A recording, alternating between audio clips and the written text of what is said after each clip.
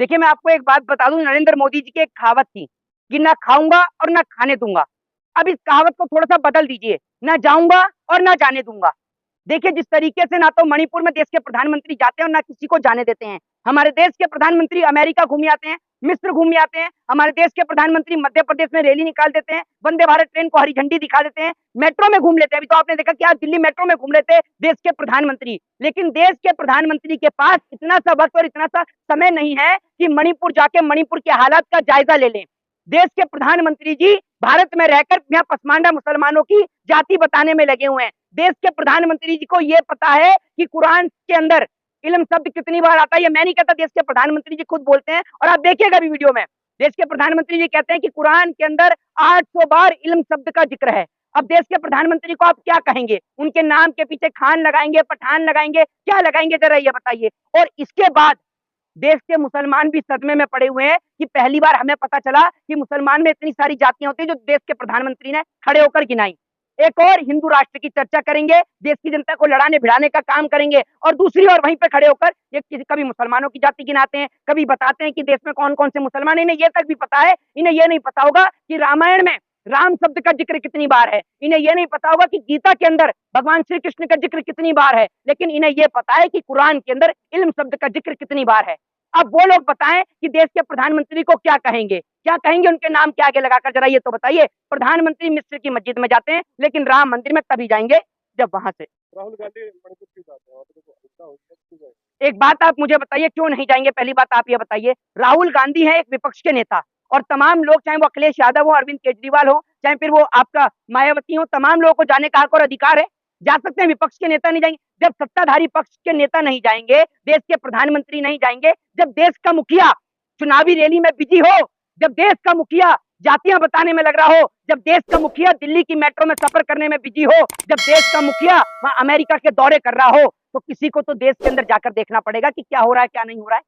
देश के मुखिया को तो कोई अपनी जिम्मेदारी समझ में आती ही नहीं है। देश का मुखिया तो जब एयरपोर्ट पे उतरता है तो पूछता है कि देश में क्या चल रहा है। मतलब विदेश जाने के बाद मुखिया ये भी भूल जाता है कि मेरे देश में क्या हो रहा है और क्या नहीं हो रहा, इसके बारे में सोचता भी नहीं है। हैट्रिक लगेगी ना, 24 को बता दिया उन्होंने, हैट्रिक लगाएंगे। वो तो पता चलेगी कि कैसी और किस प्रकार की हैट्रिक लगेगी। अगर ईवीएम ना हो तो भाजपा के नेताओं की जमानत जब्त हो जाए। भारतीय जनता पार्टी, अभी आप देख रहे होंगे इस वक्त पर देश की जितनी भी भाड़े की मीडिया है वो सब काम पे लग गई है यूसीसी को लेकर, ठीक है ना। यूनिफॉर्म सिविल कोड को लेकर आप देख रहे हैं जितनी भी भाड़े की मीडिया है लग गई है, चार पैने टांग लिए हैं, हिंदू मुस्लिम स्कॉलर बिठा लिए हैं बढ़िया तरह से। अगर आप उनसे पूछे सही मायने में कि यूसीसी की फुल फॉर्म क्या है, तो वो ये नहीं जानते होंगे कि यूसीसी की फुल फॉर्म क्या है यूनिफॉर्म सिविल कोड, उन्हें ये नहीं पता होगा। लेकिन वो चर्चा करने के लिए उन लोगों को बिठा रखा है। एक बात आप मुझे बताइए, जब आप बात करते हैं यूसीसी की, मैं कहता हूं कि आप यूसीसी को इंप्लीमेंट करिए, लेकिन आप यूसीसी में जो महिलाओं की बात कर रहे हैं कि लगातार, मैं आज ही टेलीविजन पर जब देख रहा था तो जो गोदी मीडिया के लोग हैं वो कह रहे हैं कि इससे महिलाओं को राहत मिलेगी, महिलाओं को सुरक्षा मिलेगी।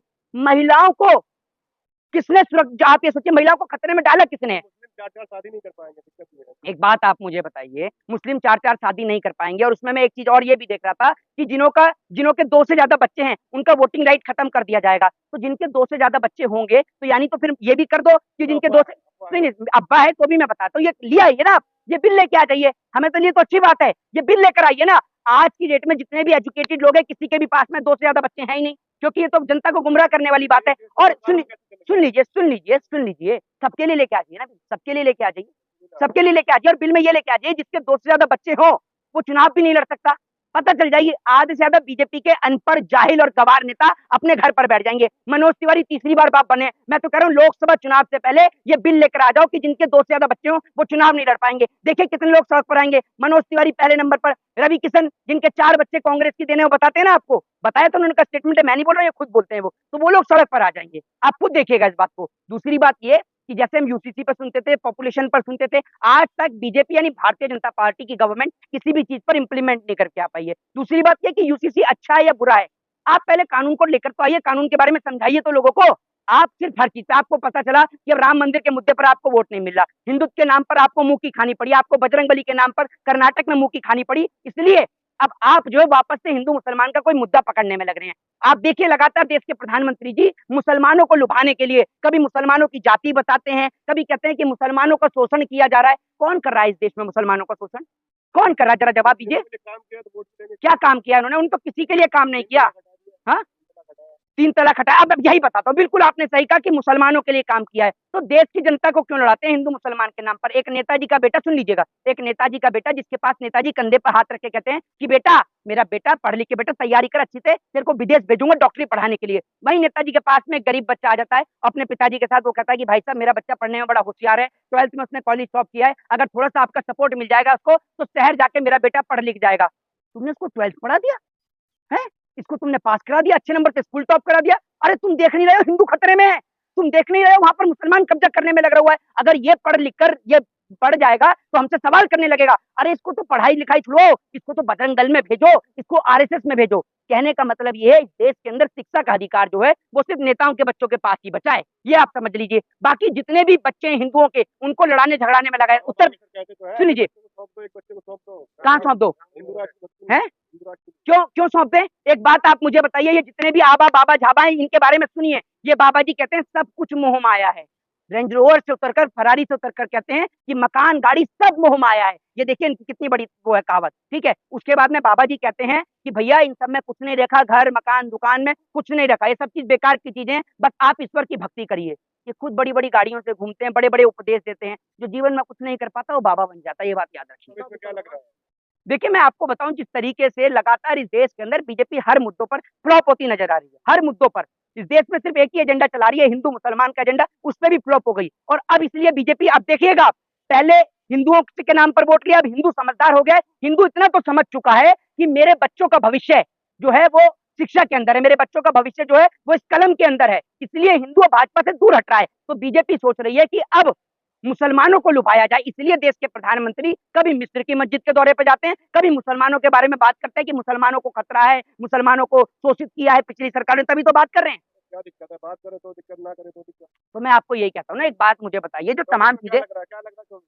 24 में तो मैं आपको बता दूं जिस तरीके से देश की स्थिति है, बदहाल है, शिक्षा से लोग परेशान है, महंगाई से लोग परेशान है, बेरोजगारी से लोग परेशान है, और जो तमाम चीजें की लेकर आई जा रही है, कभी यूसीसी पॉपुलेशन, मैं आपको एक चीज बताता हूँ, आप लेकर आ जाइए यूनिफॉर्म सिविल कोड लेके आ जाइए, बहुत अच्छी बात है। मैं आपसे कहता हूँ कि यूनिफॉर्म सिविल कोड लेके आने से, यूसीसी लाने से क्या महंगाई समाप्त हो जाएगी, बेरोजगारी समाप्त हो जाएगी, देश के किसानों की आय दुगनी हो जाएगी क्या? मुझे आप बताइए ना। इन सब चीजों से देश की तरक्की नहीं हो सकती है, ये बात आप समझिए। आप लाइए, बिल्कुल आप इनको लेकर आइए, इसका कोई विरोध नहीं करता, लेकिन आप ये भी तो देखिए कि देश के लोगों को रोजगार कैसे मिलेगा, देश के बच्चे शिक्षित कैसे होंगे, देश के नौजवानों को रोजगार कहां से मिलेगा, महंगाई कैसे कम होगी, सवाल का जवाब भी एक बड़ा सवाल है। मोदी जी, मेट्रो में घूमने से कुछ नहीं होगा, मेट्रो का कर्जा उतारने की सोचिए। देश के प्रधानमंत्री जी, विदेश घूमने से कुछ नहीं होगा, ये देखिए इन्वेस्टमेंट कितनी होती है, इन्वेस्टर्स कितने इस देश में आते हैं। मिस्र की मस्जिद में जाने से कुछ नहीं होगा, हमारे देश में कॉन्स्टिट्यूशन के ऊपर लोगों का भरोसा इतना बढ़वाइए कि लोगों को संविधान में भरोसा हो, और जो लोग ये ऊट पटांग बातें करते हैं, जो संविधान को मिटाने की बात करते हैं, उनको जेल के अंदर बंद करवाइए। जय हिंद, जय भारत, वंदे मातरम।